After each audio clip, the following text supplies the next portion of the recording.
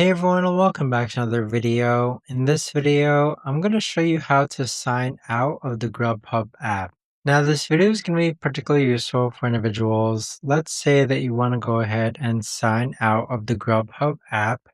How do you actually go ahead about doing so? Now this video is going to be short, sweet, and simple guys. There's not going to be a lot of steps involved. Now, in order to do this, what you're first going to do is log on to the Grubhub app.